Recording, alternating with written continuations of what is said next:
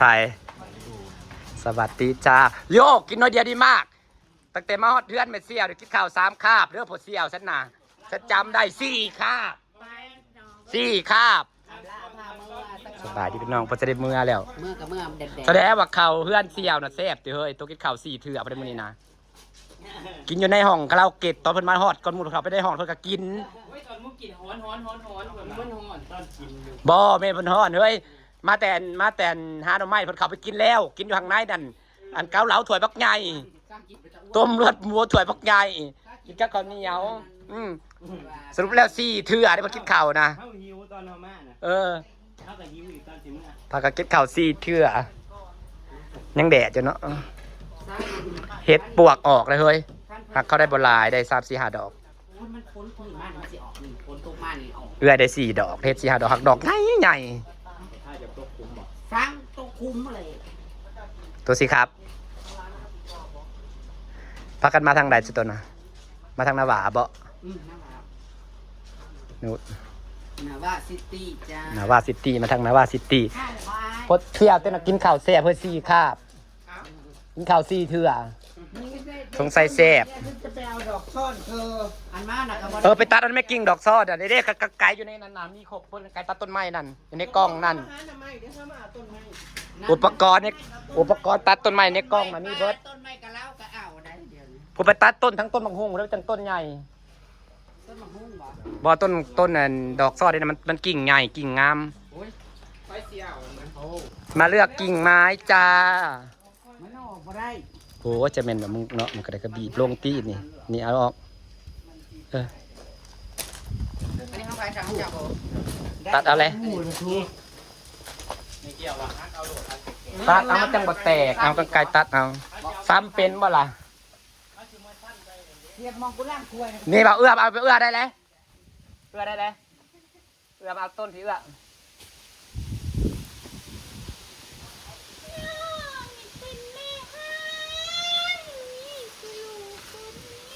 กิ่งแก่ร้ายก็เป็นซ้ำเกาหลีวิธีซ้ำต้นไม้ซ้ำแบบนี้ปลาไว้1 เดือนจะเอาออกห้ามมันก็สิป่งเอาต้นไม้อบไว้ตัดโลดเดี๋ยวมันเป็นลาบเลยต้นนี้นะเป็นต้นใหญ่นี่เอาตามนี่ได้แล้วนี่ตัดเอาไม่ต้นไผ่นั่นโบตาโบยังก็เอาไปแช่นั่นมันออกเบิดนี่ลำซ้ำนี่พอดีนี่นะลำซ้ำนี่ซ้ำนี่แห่งติดง่ายนี่ซ้ำนี่ก็ได้โบตาโบติดจะตัดนี่แล้วก็ตัดนี่แล้วเจ้าที่ไปแช่มันจะออกอันนี้มันเสออกไหนนั่นแหละเจ้าไปแช่เจ้าจะลีนั้นบ่ออกจะตัดวังนี่ตาพามเดี๋ยวตาพามให้แล้วก็ตัดแล้วก็เจ้าต้นขอไปแช่ตามขอมันโหลดลีเอาคอมันนะโบมันลีนะโบติดยากลีนะเอาไปบดต้นโหลดแล้วตัดไปขอเราไปแช่มันก็สิแตกได้บ่เจ้าว่าเลยมันเนี่ยน้องไม้นะ40 ลาบอยู่ไปหาหอบที่สิได้หน่อไม้หลังบ้านมีแต่งามๆโอ้โหมีหมากเดียวเด้อเฮ้ยอย่าไปปิดมันต่อสงสารมันมีตามันยังย่างมันก็ว่าหมากเดียวยำย่างกับมันยังน้อยมันสิโลนของกูก็แห่งเพลงให้มันรกอยู่นะฮดจุลินทรีย์อะไรฮดแล้วฮดอีกอยู่กูกำลังคิดว่ากูสีค่ำแนวใดเดี๋ยวนี้นะกูยังคิดบ่ออกกูสีค่ำแนวใดต้องได้ค่ำได้จังสีอยู่เจ้าว่ามันอ่อนๆ1 ใดนี่นะเห็นบ่มันอ่อน1 ใดยังว่ากำลังคิดหาวิธีค่ำอยู่เดี๋ยวนี้นะสีค่ำแนวใดเด้ว่ะตัดเป็นโลดตัดเป็นขอเมื่อโลดตัดเป็นขอก็เขาบอกนะเดี๋ยวไปแช่น้ำโอ้ยออกไวขึ้นยังนี่ตัดเป็นขอโลดตัวนี้ไม่ได้เป็นขนช่วงพันนี่ดีอะไรได้พันนี่นะออกขักกว่ามูได้อันนี้นะพันที่ข่อยเอามาจากเฮือนในข่อยแต่ตัวพวกนั้นข่อยซื้ออันนี้นะออกมาจากเฮือนในออกดีอีลีตัดจนเบิดสุอันเนี่ยตัดออกอันนี้ก็ตัดออกแล้วเขาก็เมื่อแช่น้ำมันก็ออกให้โลดบ่ได้ยากแตกออกมันแตกหักลายจะเอาไปปลูกโอ้เอาอยู่นี่เอาอยู่นี่นะเอาไปแช่ไว้เดี๋ยวโอ้ไปแช่ไว้ในคอกหมูจันนะบ่เอาไปพักไว้โลดของเขานะเราบ่มีหูอ่ะตัวบ่มีหูอะไรละเมื่อกี้เอามาล่าคอยบอกว่าป้าที่แกงก็อยากได้อีกแล้วเพราะว่าแซ่บเอารถเลยเฮ้ยตักมารถแกงปลาหน่อยโอ้ ตักมาลดแกงปลาน่ะ หน่อไม้อีเขาก็อยากได้อี หน่อไม้เตียงแพงเตียงไว้ขึ้นกอเฮ้ยกันกินอิ่มแล้วก็ได้เตียงแพงไว้ขึ้นกอกะสิแกจะกินแกจะกินแต่วันอันนี้แพงไว้ขึ้นกอ หน่อไม้ไทยนี่บ่นี่ดีนี่แน่นี่ ตัดรถแบบนี้นะตัดต้องไปทอดได้นั่นแหละได้ลายท่อนเอาไปแช่ เอาอีกแล้ว ไปแช่ไว้แล้วก็ออกแตกออกโลดบริยาก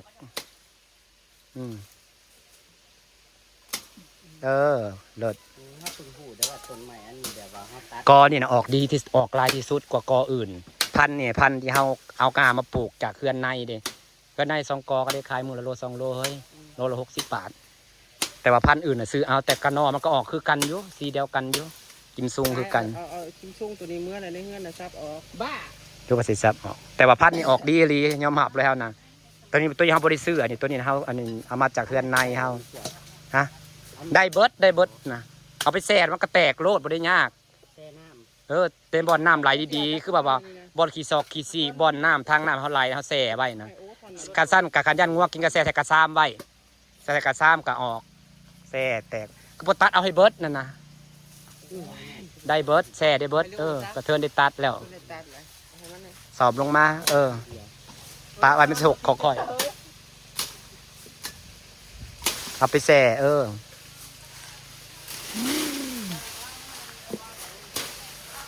จะเอาไปแช่ไปด้วยกันเจ้ายันงัวกินกระแสในเฮือนกระแสใส่กระซามไว้ เขาสีเอาน้ำใส่ถังแล้วเขาจะไปแช่ไว้อยู่ใน แม่นในสวนไว้เขาจะไปไว้อยู่ใน แม่นมันก็สิแตกออกเลย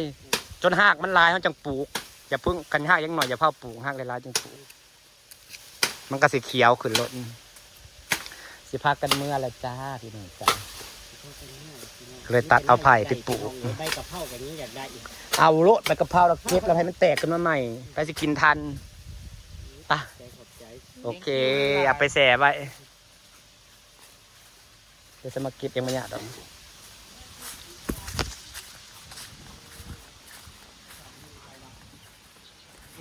อ้าวคือยังหลายอยู่ซะคือพวกคุณเอาต้นไปปลูกเลยเฮ้ยปลูกในสวนนะใบต้นกะเพรานะบันคืมเห็นกระโพดขอซื้อใบกะเพราดีนี่แต่สวยนิดเดียว ๆอันนี้เอาต้นไปปลูกมันต้นมาไปหลายหนึ่ง เอากลางมาเสียบติดบ่จักแล้ว เพิ่นเอากลางเอาดอกมันเอาต้นมันนั่นไปปลูกเต็มเนี่ยต้นมันปลูกตอนแรกกูก็หากินยากๆปัดมาปลูกได้เนี่ยกูได้ทางถิ่มตอนแรกหากินยากๆใบกะเพรานะพอมีต้นหนึ่งนะหมากมันล่นเลยจนได้ทางถิ่มน้ำได้ดันนะ เอาเม็ดมันมีร่อนมันกล้าอยู่มูร่อนหลายเข้าอยู่บ่เจ้าถึงเมื่อมือนี่บ่บอกว่ามาหาน้ำไม้เปรนไม้ปอดอกไม้จ้าไม่เสียเที่ยวจ้าเพื่อเป็นการไม่เสียเวลาค่ะข้าวซื้อมาก็ไม่ได้กินค่ะ ซ้ำได้เบิร์ดให้เธอที่กิ่งที่เธอตัดไปนะกิ่งน้อยเนี่ยกระแตกตีกิ่งอ่อนเอาไปซ้ำนะซ้ำใส่ขี้ดินดำนะอันนี้กิ่งพวกนี้แห้งแตกดีนี่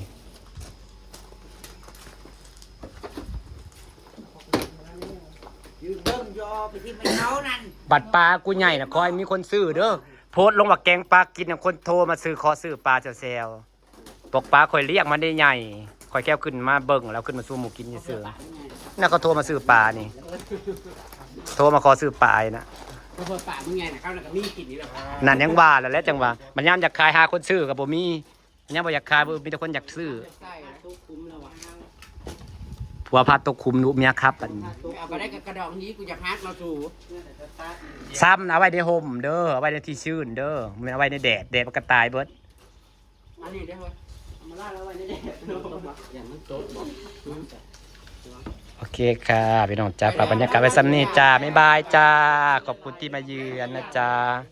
สวัสดีจ้าพอกันใหม่เอาเขาได้3-4 ดอกอยู่เอื้อได้4 ดอกไม่ใช่ดอกใหญ่ๆจ้าเอาเลยจ้าบริอึดคันเที่ยวดูมันกัดใกล้เฮ้ยบริไก่ใกล้หนึ่ง